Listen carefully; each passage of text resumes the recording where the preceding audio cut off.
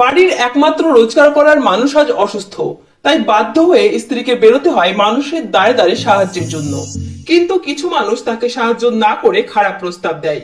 আমার পাড়ার লোকে আমার স্বামী পড়ে আছে, আমি আর্থিক দিক থেকে অসহায়, এমন এমন আমাকে কিছু কিছু প্রস্তাব দিচ্ছে যেগুলো মানে জঘন্য জিনিস, যেগুলো খুব খারাপ জিনিস, যেগুলো আমি ভাবতে পারি না। আমি রাস্তায় সাহায্য চাইতে যাচ্ছি, রাস্তায় সাহায্য চাওয়ার কি দরকার? আমরা মানে আমাকে কোনো খারাপ প্রস্তাব দিচ্ছেন, সেগুলো মানছি না বলে আরো আমার দিকে উল্টো আমাকে মানে আমার সাথে শত্রুতা করছে। তাহলে ভাবুন একবার, মানুষের বিবেক মনুষ্যত্ব আজ কোথায় গিয়ে পৌঁছেছে।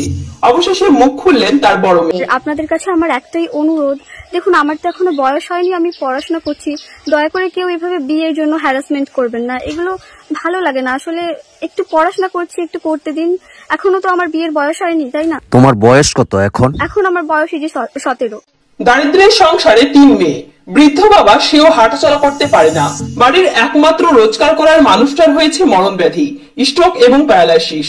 সে আর কোনোদিন স্বাভাবিক জীবনে ফিরতে পারবে কিনা কেউ জানে না। যে ওনার যে বড় স্ট্রোক হয়েছে, এটা লাখে একজনের হয়। এই স্ট্রোকটা অনেক বড় হয়ে গেছে, ইনি কতদিনে সুস্থ হবে সেটারও কোনো গ্যারান্টি ওনারা দিচ্ছেন না। আর ভবিষ্যতে উনি ভালো হাঁটাচলা হয়তো করতে পারবে এরকম ভাবে বলছেন, কিন্তু উনি কাজ আর কোনোদিন করতে পারবেন না। সেখানে আমি স্বামী, বৃদ্ধ শ্বশুর আছে, আমার 3টে মেয়ে আছে, বিয়েগুলোর ভবিষ্যৎ কি হবে? তাই তো সংসারের সমস্ত দায়িত্ব এসে পড়ে স্ত্রীর উপর।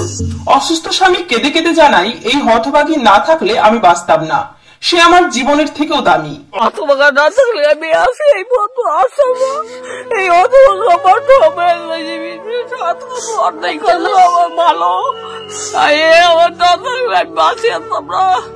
আমার জীবনের যে মূল্য বেশি আমার হতভাগা। তাদের বাড়ি নদিয়া দত্তফুলিয়া নিরানিপাড়া গ্রামে। বাড়িটি পুরনো টিনের ছাউনি আর পাটকাঠির বেড়া দিয়ে ঘেরা, চারিদিক ফাঁকা। বাড়ির পাশে রয়েছে বিশাল মাঠ।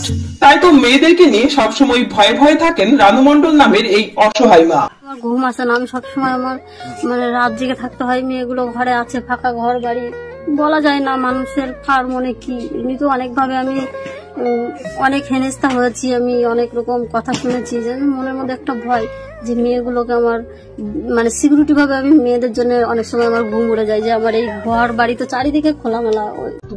অবশেষে লোকের কটু কথা থেকে মুক্তি পাওয়ার জন্য সিদ্ধান্ত নেন টোটো চালাবেন, কিন্তু তা কিছুতেই মেনে নিতে পারে না অসুস্থ স্বামী। সে জানাই, বাড়ির মেয়ে টোটো চালাবে আর লোকে খারাপ মন্তব্য করবে, তা আমি সহ্য করতে পারবো না।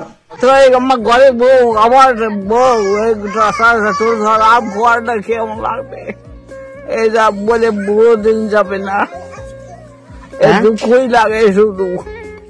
আপনি টোটো চালাতে দেবেন না? 3 মেয়ে, অসুস্থ স্বামী আর বৃদ্ধ শ্বশুরকে নিয়ে বেঁচে থাকার জন্য এভাবেই লড়ে যাচ্ছেন এক মা। আমি রাস্তায় রাস্তায় এক একদিন 7 কিলোমিটার 8 কিলোমিটার হেঁটে হেঁটে দোকানে দোকানে 2 টাকা 5 টাকা সাহায্য চেয়ে চেয়ে নিয়েছে। শ্বশুর, শাশুড়ি, স্বামী, 3টে মেয়ে, সব মা তো আমাদের জন্য নিজের জীবনটাই নষ্ট করে ফেলেছে। যেহেতু বাড়িতে আয়ের কেউ নেই, সেহেতু যদি আপনারা সবাই পাশে না থাকেন তাহলে আমাদের বাঁচাটাই কষ্ট হয়ে যাবে। সেসব নোংরা মানসিকতার লোকেদের কাছে একটি প্রশ্ন, এই অসহায় মুখগুলো দেখেও কি আপনার একটু মায়া হয় না? গরিব বলে তাদের যা ইচ্ছে বলবেন? কোথায় হারিয়ে গেছে আজ মানুষের বিবেক? আমার পাড়ার লোকে আমার স্বামী পড়ে আছে, আমি আর্থিক দিক থেকে অসহায়, এমন এমন আমাকে কিছু কিছু প্রস্তাব দিচ্ছে যেগুলো মানে জঘন্য জিনিস, যেগুলো খুব খারাপ জিনিস, যেগুলো আমি ভাবতে পারি না। আমি রাস্তায় সাহায্য চাইতে যাচ্ছি, রাস্তায় সাহায্য চাওয়ার কি দরকার? আমরা মানে আমাকে কোনো খারাপ প্রস্তাব দিচ্ছেন।